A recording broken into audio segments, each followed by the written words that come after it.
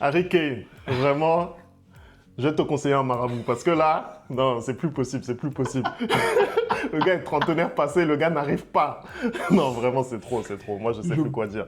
Je pense que s'il y a une malédiction dans le sport, ce mec doit être le mec le plus maudit qui a jamais marché sur Terre. C'est incroyable, c'est incroyable. Comment toi tu peux perdre toutes les finales sur lesquelles tu joues? Le gars il est arrivé au Bayern, le Bayern n'a pas perdu depuis 40 ans. Il n'a pas gagné de trophée. C'est incroyable, c'est du jamais vu. Honnêtement, je n'ai jamais vu ça. Va au village, lave-toi. Va au village, lave-toi, Harry Kane. Vrai. Allez, c'est parti, générique.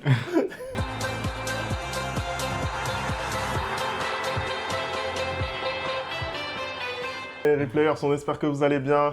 Voilà l'Euro qui touche à sa fin. L'Espagne, la meilleure équipe de la compétition qui va soulever le trophée Anderson. C'est tout à fait logique et normal. Tu m'enlèves les mots de la bouche, hein, Femi. C'est une victoire totalement logique. L'Espagne qui remporte ce soir son 4e titre. Hein. Ils sont champions d'Europe pour la 4e fois.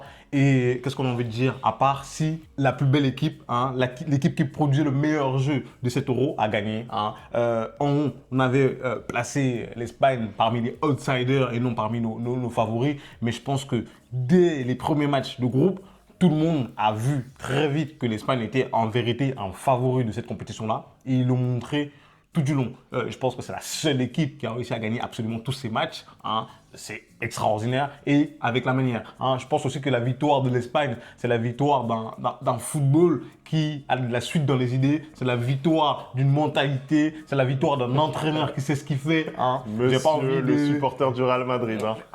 Il y a la victoire dans les deux camps en tout cas. Hein. J'ai envie de dire que voilà, une équipe qui sait ce qu'elle fait, qui sait où elle va, et ben ça donne ça. Hein, parce que De La Fuentes, ces joueurs-là, il les a depuis les moins de 17 ans. Hein, il a fait avec eux les moins de 17 ans, les moins de 19 ans, les espoirs. Il a fait avec eux les Jeux Olympiques. Et là, finalement, il vient gagner le titre avec la majorité d'entre eux. Donc, il les a vus grandir, il les a vus éclore. Et finalement, ils arrivent au bout, ensemble, sans jamais travestir ses idées. Moi, c'est vraiment ce que j'ai apprécié. Encore une fois de plus, lui, il a cette force de pouvoir allier le beau jeu avec les résultats. Hein, c'est pas tout le temps le cas, comme avec le Real Madrid. C'est pas forcément le beau jeu, mais il y a les résultats. Mais il y en a d'autres qui n'ont ni le beau jeu, ni les résultats. Hein, je vais pas dire les noms, sinon Félix va se fâcher parce que apparemment son sélectionneur, c'est le meilleur sélectionneur de toute l'histoire du football et qu'on peut jamais le critiquer. J'ai jamais dit ça. Donc bravo à l'Espagne en tout cas pour cette victoire. J'ai jamais dit ça. Méritée, amplement méritée. Et ce soir encore, ils ont prouvé que à aucun moment ils ont eu peur. Hein, à aucun moment ils se sont sentis submergés. Ils ont toujours su comment réagir. Et franchement, bravo. Voilà. T'as tout dit, t'as tout dit. L'Espagne vraiment mérite clairement sa victoire dans cet Euro. Ils sont montés en puissance au fur et à mesure de la compétition. C'est vrai qu'on les avait pas vus parmi nos immenses favoris, je pense à juste titre, par rapport à ce qu'il y avait quand même sur ce plateau européen. Après, voilà, pour revenir sur ce match, c'était une finale quand même qui était assez tendue sur la première période. On a vu pas mal de duels. Pour le coup, on n'a pas vu beaucoup de football. On a vu pas mal d'imprécisions techniques et notamment du côté de l'Espagne. C'était plutôt inhabituel. Après, on a vu quand même une Espagne qui a largement dominé. Tu étais en train de me montrer, Anderson, à l'instant, le momentum du match. Sincèrement, c'est incroyable. Il est extraordinaire. Hein. En fait, il n'y a rien en bas. En fait, il n'y a absolument rien. Voilà, sauf le but. Sauf le but. Voilà, il n'y a rien de plus. Vraiment, sur cette première mi-temps, la sensation qu'on a eue à l'écran, c'est vraiment ce qui s'est reflété dans les stats, c'est-à-dire une domination totale de l'Espagne qui n'arrivait pas forcément à se créer énormément d'occasions, mais qui avait quand même la main mise sur le match. C'est uniquement en deuxième période que là, vraiment, ils ont mis le coup d'accélérateur salvateur, j'ai envie de dire, avec un but qui arrive de la part de Nico Williams dès les premières secondes de la deuxième période. Encore ce duo Lamine Yamal, Nico Williams qui fait très très mal une fois de plus. Yamal, je ne sais pas s'il a fait son meilleur match mais au final, c'est quand même une passe décisive de la compétition. Au final, c'est quand même une passe décisive pour lui, une passe décisive très très importante. Il est toujours aussi remuant. Pour moi, il doit faire mieux dans la finition, je trouve. Il y a 2 plats du pied sécurité, Lamine Yamal, il doit faire mieux. Mais pour le reste, Quelle équipe Anderson. Et pourtant, ils ont été en fin de première période. Je pense que l'Angleterre a eu un moment à vide dans les 15 premières minutes, mais ensuite, ils ont réussi à bien revenir dans le match et à mettre l'impact qu'il fallait. Et à partir de ce moment-là, du coup, ils ont beaucoup gêné les Espagnols. Et on a vu que finalement, cette équipe d'Angleterre allait poser de la résistance à l'Espagne et qu'on allait voir une très très belle finale. Hein, malgré le fait qu'il n'y ait pas eu de but dans cette première période, on a senti très très rapidement qu'on allait avoir une belle finale. Ils ont essayé de poser des problèmes à cette équipe espagnole-là. Je pense que dans la première période, ça a été compliqué pour les Espagnols. Ils sont allés au vestiaire, ils sont revenus. On a vu une Espagne totalement différente. Après, je ne sais pas si aussi la sortie de Rodri a aidé cette Espagne-là à se libérer dans son jeu. Mais en tout cas, quand ils sont revenus, ils ont mis tout de suite beaucoup plus d'engagement, ils ont mis tout de suite beaucoup plus de vitesse dans leur jeu, ils ont mis beaucoup plus de verticalité dans leur jeu et ça s'est cristallisé notamment par les occasions de Lamine Yamal et de Nico Williams. Et dès qu'ils ont pu se trouver, les deux, il y a eu clairement but. Les deux ont fait une compétition extraordinaire.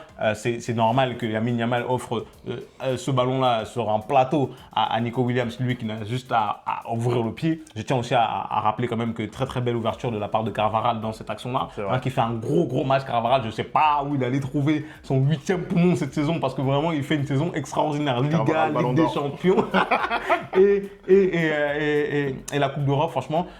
Dès qu'ils ont accéléré, direct, on a vu que l'Angleterre n'arrivait pas. L'Angleterre n'arrivait pas. Moi maintenant, ce qui m'a dérangé, vas-y, je te laisse. Non, c'est que pour moi, l'Angleterre, quand même, en deuxième mi-temps, elle aussi a élevé son niveau de jeu, clairement. Et on a vu à quel point c'était une équipe en réaction parce que justement, dès qu'il y a eu le but de l'Espagne, enfin en tout cas un petit peu après, et notamment sous l'impulsion aussi d'un Cole Palmer, on va en parler, ils ont été meilleurs. Ils ont clairement été meilleurs. Repositionnement aussi de Jude Bellingham un peu plus au cœur du jeu parce qu'il démarre cette partie dans un rôle mais qui est ingrat. Et pourtant, il fait une bonne première mi-temps. Hein. Où il est milieu gauche, en fait. Il est milieu gauche, clairement. Et moi, je trouve que c'est compliqué de se passer d'un tel talent dans le cœur du jeu. Pour moi. C'est ce que j'allais dire en fait. Et c'est pour ça que je t'ai laissé parler. J'avais le sentiment qu'on allait se rejoindre. Moi, ce qui m'a un peu dérangé du côté de cette équipe anglaise, c'est que dans la première mi-temps, il y a des joueurs qui n'évoluent pas à leur poste, notamment Jude Bellingham, même si je trouve qu'il fait une très très bonne première période. Hein. Il a un poste qu'il ne connaît pas. Ce qui me dérange en deuxième mi-temps, c'est que pareil, les changements arrivent un peu tard. C'est des changements, encore une fois de plus, à réaction. Moi, je suis désolé. Quand on voit, je vais mettre les pieds dans le plat directement, quand on voit l'euro que fournit Phil Foden et quand on voit les entrées de Cole Palmer, ce n'est pas normal que à chaque fois, Cole Palmer se retrouve sur le banc. Je suis désolé, ce n'est pas normal du tout. Je pense qu'il aurait peut-être mérité d'avoir quelques matchs titulaires quand on voit les rentrées qu'il fait. Pareil, quand on voit le rôle de Harry Kane, même si c'est le capitaine des Three Lions, on voit tout de suite la verticalité qu'apporte Oli Watkins.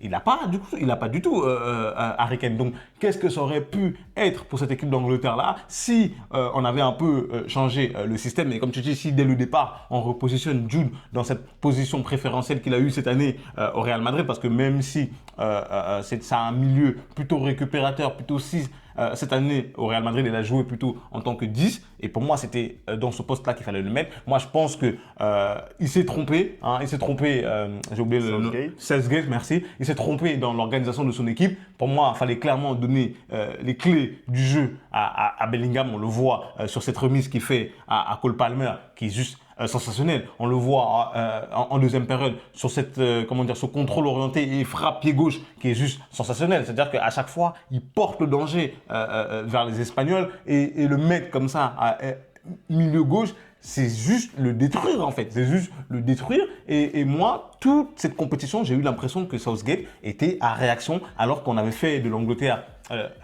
logiquement les favoris parce qu'ils se retrouvent encore une fois de plus en finale et on a l'impression qu'ils ne vont jamais y arriver. C'est-à-dire que ça fait 2 finales de suite qu'ils échouent en finale et j'ai l'impression qu'ils n'ont pas ce truc-là pour aller au-delà et on ne comprend pas comment c'est possible en fait. Je ne comprends pas comment c'est possible.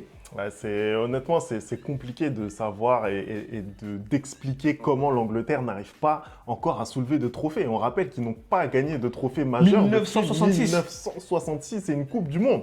La seule Coupe du Monde de leur palmarès. D'ailleurs, aucun euro pour l'Angleterre. D'ailleurs, ça aussi, c'est complètement fou. Mais c'est vrai que... je t'avais dit que it's never coming home. C'est vrai qu'on peut vraiment se poser des questions sur les choix de Southgate. Ce qu'il faut dire aussi, c'est que voilà, quand tu es dans une compétition comme ça, comme l'Euro, tu es obligé d'avoir une équipe type. Tu vois que les matchs s'enchaînent, que la chance tourne à chaque fois, que tu arrives à revenir au score. On rappelle qu'ils ont été menés à tous les matchs à élimination directe lors de cet Euro. Ils arrivent à revenir au caractère. Tu te dis, il y a quelque chose qui se passe. Tu te dis, elle ne peut pas nous échapper. Celle-là, elle est pour nous. Et là encore, tu as le scénario qui est encore en leur faveur, puisque quand ils sont menés au score, ils reviennent dans la partie. Voilà, tu te dis, non, les étoiles sont alignées, ils vont encore le faire. Non, mais tu te dis, les étoiles sont alignées quand c'est contre la Slovaquie ou quand c'est contre des petites équipes, je suis désolé, mais pas contre l'Espagne. Contre l'Espagne, tu sais que c'est une équipe qui produit du jeu, tu sais que tu dois fournir un peu plus d'efforts. Et c'est pour ça que je déplore la rentrée de certains joueurs aussi tardivement dans le jeu, parce que vraiment, en deuxième mi-temps, comme je le dis, j'ai l'impression aussi que l'Espagne élève son niveau de jeu, mais que l'Angleterre aussi élève son niveau de jeu et qu'il y a vraiment moyen pour eux d'aller chercher quelque chose. Tu vois, parce qu'il y a des joueurs sur le banc qui n'ont rien à faire sur le banc pour moi. Je suis désolé. Après, est-ce que je pose la question, est-ce qu'un Phil Foden, ça doit s'asseoir sur le banc? Est-ce qu'un Harry Kane, ça doit s'asseoir sur le banc? Alors, mais quand tu vois que ça ne fonctionne pas. Mais après, tu peux pas non plus être dans une logique de ah oui, ok, il fait un mauvais match, tu le dégages. Non, c'est comme voilà, un peu Griezmann en équipe de France. Mais tu vois, c'est ça, c'est ce que j'allais dire justement. C'est là que le pragmatisme de Didier Deschamps me manque justement. C'est qu'à un moment donné, c'est une compétition. Tu n'as pas le temps d'hésitation. Je peux comprendre, encore une fois de plus, que Harry Kane, c'est ton capitaine. Je peux comprendre que vu la saison qu'il fournit à Manchester City, que ce soit difficile de mettre Phil Foden sur le banc. Mais je suis désolé, en poule, tu avais l'occasion notamment de tester des joueurs et de tester ce que ça rendait. Et surtout que quand tu vois les rentrées de certains joueurs, et notamment Cole Palmer, je suis désolé, tu fais en sorte de lui trouver une place dans cet effectif-là. Parce qu'aujourd'hui encore, il rentre et il te prouve qu'il n'a rien à faire sur le banc. Non, Cole Palmer, il te prouve qu'il n'a rien à faire sur le banc. Et il a fait, et lui, au même titre que Phil Foden, je suis désolé, a fait une très très bonne saison. Et si ce n'est même encore mieux, parce que je trouve que dans l'équipe dans laquelle il était, à savoir le Chelsea Football Club, c'était très très difficile de sortir la saison qu'il a sortie. Tu vois. C'est clair. Donc, qu'est-ce qu'il fout sur le banc? Tu vois, pour moi, non. Pour moi, cette défaite, elle est en partie de la responsabilité de Southgate. Parce que je trouve qu'à aucun moment dans cet Euro-là, il n'a géré son groupe. Même la phase de groupe a été compliquée. Ça a été compliqué quand tu es favori de la compétition et qu'à chaque fois, tu le dis, tu es mené au score dans les phases d'élimination directe et qu'en phase de groupe, tu as une victoire et 2 matchs nuls. Des matchs nuls, voilà aussi, tu vois. Non, c'est vrai. Anderson, je vais te lancer maintenant sur le meilleur joueur selon toi de la compétition. C'est qui? Le meilleur joueur de la compétition, c'est compliqué. C'est compliqué vraiment pour moi parce que je ne sais pas. Tu te dégonfles. Non, je ne me dégonfle pas. Mais en fait, il y a plusieurs candidats. Il y a plusieurs candidats. J'estime qu'en Espagne, tu as 3 candidats. Hein. Tu as à la fois Lamine Yamal, qui a fait un très bel Euro. Tu as à la fois Nico Williams, qui fait aussi un excellent Euro, d'ailleurs, qui est encore ce soir homme du match. Tu as aussi, après la blessure de Pedri, Dani Olmo et surtout Fabian Ruiz, qui a été impeccable du début jusqu'à la fin. Il a été impeccable du début jusqu'à la fin. Moi, j'ai aussi, même s'il a été éliminé, Cody Gakpo, que j'ai trouvé qu'il avait fait un Euro exceptionnel. J'ai trouvé que c'était le seul joueur côté Pays-Bas vraiment qui arrivait à amener quelque chose. Donc voilà, tu vois, à partir de là, qu'est-ce que tu veux faire? Mais si je dois choisir, franchement, je dirais comme ça, le joueur qui a été le plus constant et qui a été le plus régulier tout au long de la compétition et qui finalement gagne le trophée, pour moi, je dirais Fabian Ruiz. Même si ce soir, j'ai trouvé un peu en dessous de ses autres prestations. Voilà. Ouais, c'est un peu en dessous de ses autres prestations où je te rejoins, mais quand même un standard très élevé pour Fabian Ruiz sur cet Euro. Et je suis assez d'accord. Moi, je mettrais quand même l'accent sur Fabian Ruiz. En plus, on l'a bien détruit sur la chaîne tout au long de la saison. Tu l'as bien détruit. Et honnêtement, je l'ai pas vraiment détruit comme d'autres supporters parisiens sur la plateforme. Hein. Je vais pas citer de nom, mais c'est vrai que voilà, là sur cet Euro, il est impérial. Il n'y a rien à dire. Je sais pas si c'est des considérations tactiques qui font que il est meilleur. Voilà, mais en attendant. là, ce qu'il nous a proposé en termes de jeu, techniquement avec le ballon, cette faculté à se projeter, avec justesse aussi, parce que moi, c'est plus ça que je lui reproche, parce qu'on le voit quand même se projeter à Paris, mais c'est vrai que dans ses courses et dans ses contrôles, bah, c'est compliqué. Mais là, ce qu'il nous a fait tout au long de ces 7 matchs, c'était juste incroyable, la régularité avec laquelle il l'a fait. Donc, pour moi, ça serait logique de le voir meilleur joueur de Après, cette comme Euro. je te dis, franchement, je trouve que Lamine et Nico font un Euro vraiment incroyable et ils ont ramené vraiment ce qui manquait à l'Espagne. Encore une fois de plus, la verticalité. Ça fait bizarre comme ça de le répéter encore et encore, mais on connaît cette équipe d'Espagne là. C'était énormément de passes et là, ces deux-là apportent beaucoup cette profondeur-là. Et Fabien Ruiz, vraiment, il a été impérial tout au long de la compétition au milieu de terrain. Franchement, moi, je m'attendais beaucoup plus à un Rodri qui a été bon, hein, mais je trouve que au milieu de terrain, vraiment, le meilleur espagnol, ça a été Fabien Ruiz. Bon, voilà, on va terminer l'Euro là-dessus. La saison aussi, hein. La saison aussi là-dessus. Franchement, c'était un Euro qui a commencé un petit peu de façon compliquée, mais qui s'est bien terminé quand même. Je dirais pas ça. Il est gentil. Moi, j'ai assisté pendant un mois à la CAN. J'ai regardé pendant un mois l'Euro. Je ne vous dirai pas quelle compétition était acier. Je ne vous dirai pas laquelle. Qu'on ne vienne plus jamais me parler du football africain qui est nul. Plus jamais. Après la Coupe d'Afrique qu'on a vue et l'Euro qu'on a vu, plus jamais on vient dénigrer la Coupe d'Afrique en fait. Plus jamais. En tout cas, merci à vous de nous avoir suivis durant cet Euro. On ne pensait pas que vous seriez autant à nous suivre, donc merci pour ça. Et nous, on va se retrouver très très vite pour des nouvelles vidéos. On n'oublie pas d'ailleurs les bonnes habitudes, j'ai failli oublier. Et voilà, on se retrouve. C'est la fin de très saison, vite. c'est normal, t'es Fin de fatigué, saison, on est là, fatigué, tout le monde est je vais fatigué. en vacances, je prends mon jet et je vais bronzer sur ma plage. L'argent de YouTube. L'argent de YouTube. C'est normal, on bosse, il faut que ça rémunère, Allez, à plus tard. Ciao.